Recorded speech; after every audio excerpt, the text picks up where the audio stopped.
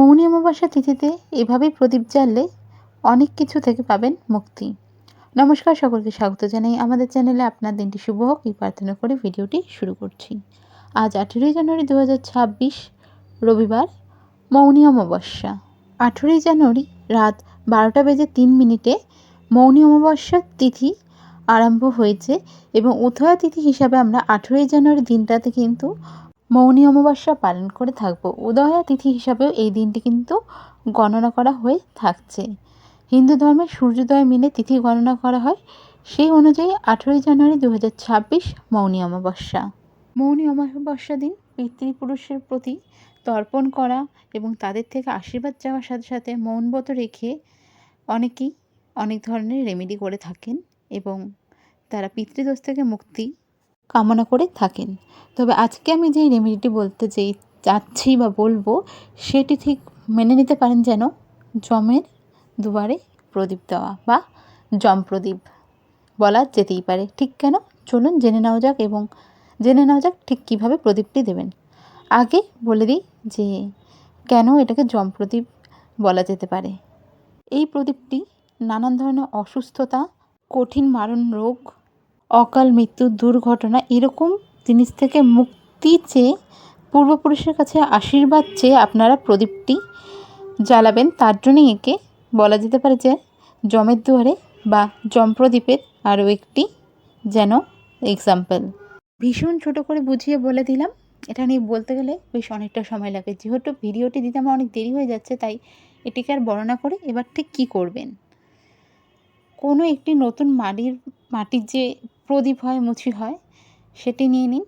যাদের পক্ষে মাটির প্রদীপ কেনা নতুন সম্ভব হচ্ছে না, তারা কি করবেন, আশেপাশে কোনো দোকান থেকে আটা নিয়ে নেবেন। সেই আটা বা ময়দাও নিতে পারেন বা আটাও নিতে পারেন।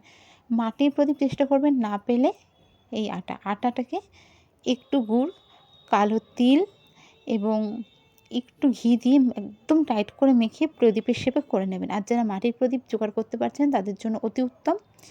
এবার প্রদীপের চার কোণে আটাটাকেও প্রদীপ শেপে করে নিলাম শক্ত করে, তো তার ভিতরে একটু ঘি দিয়ে প্রদীপটা জ্বালবেন, বা এমনি প্রদীপের ক্ষেত্রেও ঘি দিয়ে প্রদীপটা জ্বালবেন। খুব বেশি ঘি দেওয়ার প্রয়োজন নেই, আর যারা মনে করছেন ঘি দিতে চান অনেকটা করে, অবশ্যই দিতে পারেন।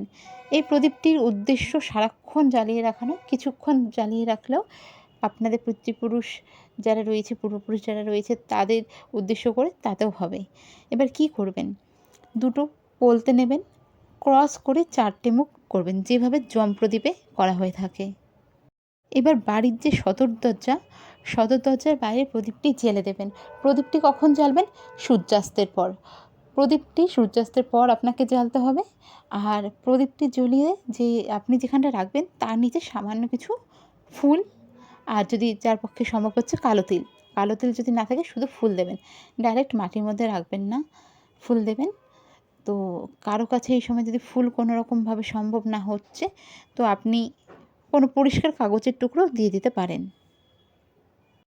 মানে ধরুন একটি সাদা কাগজের টুকরো, ছোট করে সাদা অবশ্যই নেবেন, প্রিন্টিং বা লেখা পেপার নেবেন না, সাদা কাগজের টুকরো নিয়ে তার উপরে দিয়ে দেবেন। ডাইরেক্ট মাটিতে বা ফ্লোরে দেবেন না। তো আপনার সদর দরজার বাইরে দিয়ে দিলেন। এবার হাত জোড় করে কি চাইবেন, যে হচ্ছে আপনাদের যেন অকাল মৃত্যুর থেকে রক্ষা করে, আপনাদের ওপর যেন আশীর্বাদ রাখে, আপনাদের ভুলগুলোকে যেন ক্ষমা করে দেয় এবং সঠিক পথে আপনাদের যাতে চলার জন্য আশীর্বাদ করেন। এইটুকু রেমেডি করুন এবং অবশ্যই মনে মনে এটা প্রার্থনা করবেন, জোরে বলবেন না। যেহেতু মৌনী অমাবস্যা আপনারা এই প্রার্থনা করছেন পিতৃপুরুষের কাছে, তো এই প্রার্থনা করে তারপর ঘরে চলে আসুন। এবার কি করবেন, এই যে আপনি প্রদীপটা দান করলেন এবং ঘরে চলে আসলেন, তার মাঝখানে একটি কাজ করতে হবে। আগে থেকে কিছুটা জল বাইরে রাখবেন, প্রদীপ দিয়ে পা ধুয়ে তবেই ঘরে আসুন। পিতৃপুরুষ বা পূর্বপুরুষকে আপনারা যে অর্পণ করছেন প্রদীপটি, অর্পণ করার পর পা ধুয়ে আপনি ঘরে আসুন।